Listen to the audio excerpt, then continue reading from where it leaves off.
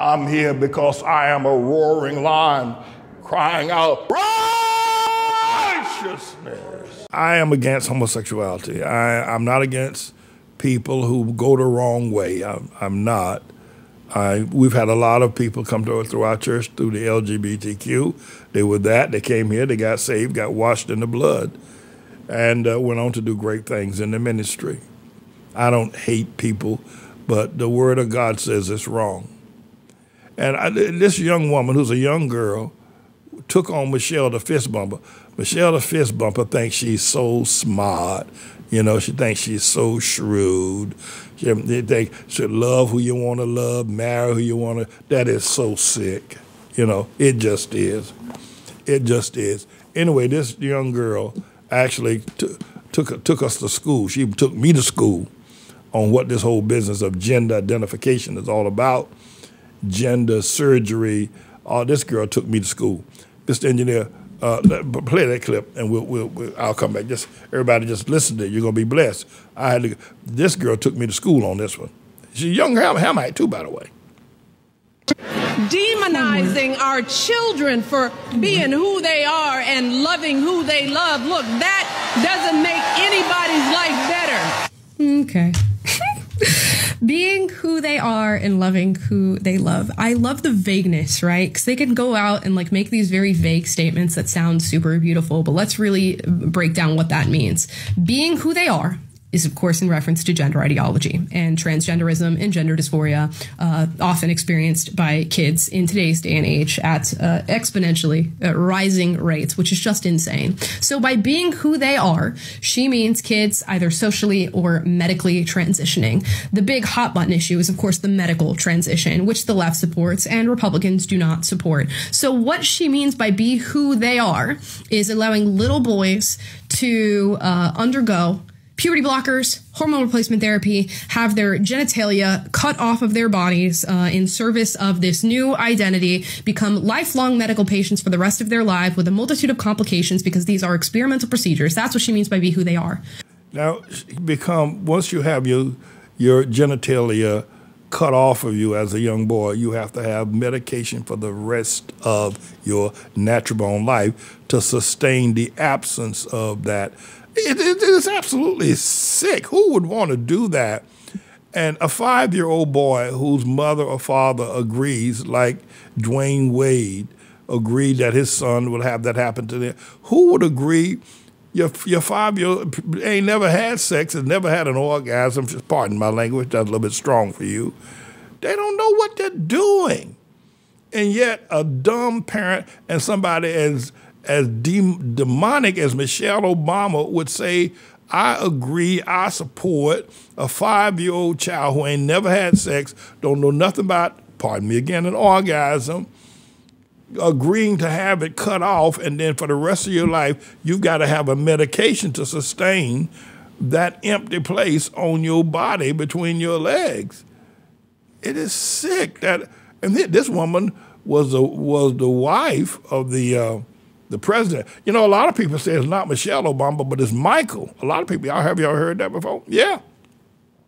A lot of people say she changed her name from Michael to Michelle. That's what a lot of people say, and that's why she's so down for this, is what people say. But it is sick. Yeah, that's it. And here people, a 5-year-old, I call it child molestation, a 5-year-old don't know nothing about, you know, whether they want to use their penis or don't want to use it.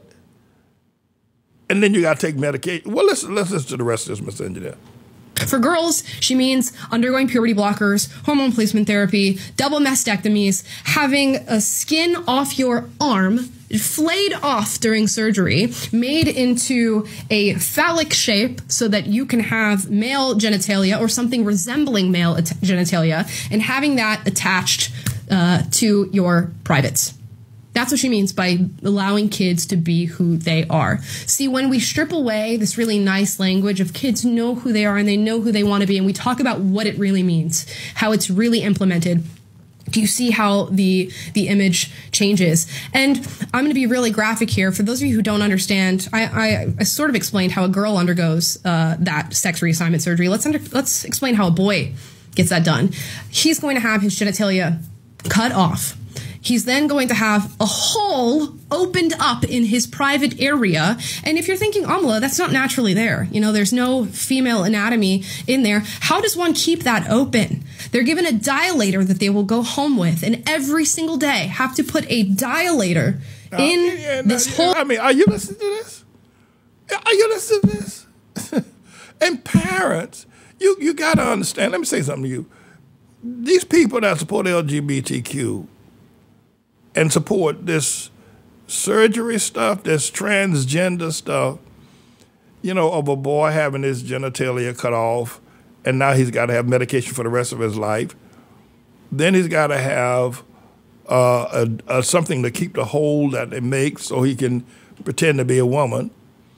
And then the girl has to have a part of her skin grafted off of her arm, and they make it into what I suppose supposed to be some sort of penis. I don't know how. Oh, Lord have mercy. But this is what. And when you see a preacher stand up at the pulpit or a politician stand up at the podium and agree with this, you're looking at pure natural born evil in the first degree. I mean, you're looking at some of the ugliest stuff. Why would you do that? You know, would you cut your right foot off so you could be a cripple? Would you kill both of your parents so you could be an orphan? I mean, you got to, there's something, the devil has invaded the world, and Obama is the one that gave birth to it, and that was his wife, the fist bumper. Somebody said she's Michael, that promotes all of this nonsense. Then they want to kill somebody like myself that says, don't do that to yourself.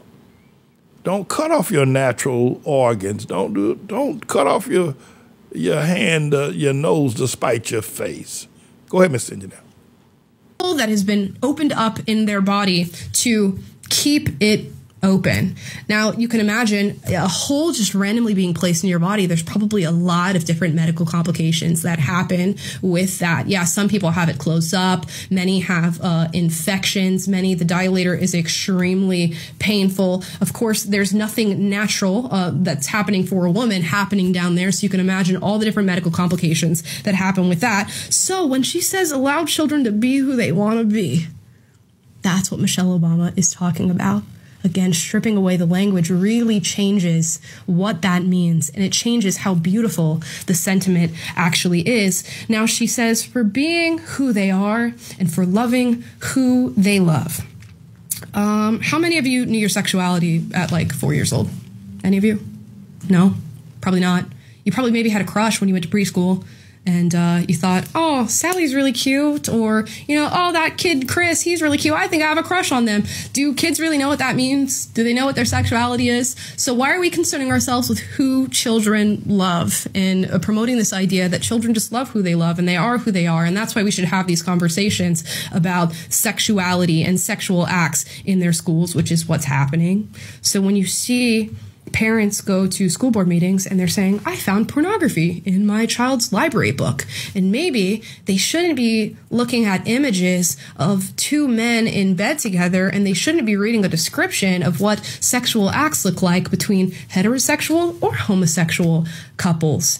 That raises a red flag for me. And then the Michelle Obamas of the world will look at you and say, we shouldn't be demonizing our children. We want them to be who they are and to love who they love. It's a lot different when we strip away the language and talk about how these issues are actually being faced in our society. Talk about why we are actually discussing these things. It has nothing to do with not wanting a child to be who they are. In fact, it has everything to do with preserving what a child actually is, which is an innocent being who should not be having these conversations, who should not be confused in this way, who should not be concerning themselves with the ideas of gender or sexuality. It is, in fact, the preservation of what children are and the preservation of the love that children are supposed to experience, which is an innocent, non-sexualized love. You know, this young girl, congratulations to whoever, I don't have her name. Elder Smith sent me this video. But congratulations on you doing such an excellent job of taking all of us to school. I mean, we all know it's horrible. We all know that it's heinous. We all know that it's evil. We all know that it's anti-God. In fact, you know, I'm of the mindset that what Moses wrote about. It was one aspect of the demonic spirit of homosexuality. But this is taking it to a new level. We probably need a new law from Moses regarding transgenderism, mutation of the bodies, etc. And for a girl to have to, I don't know if you have some skin taken off your arm and then to have it attached to your private area so you can perform like a man or a boy, doesn't it take blood pressure or something to enter into to give it some sort of a male genitalia feature? I don't understand how do they make that work? And let me ask you, if you were a woman and that, you get attracted to this other woman and then y'all get in bed and that's what she's got, or you a male and you get attracted to this other male and you get in bed and he's got a hole in his body that's kept open by a plastic, springboard or something that keeps his hole. I mean, come on. Why not just go? This is madness.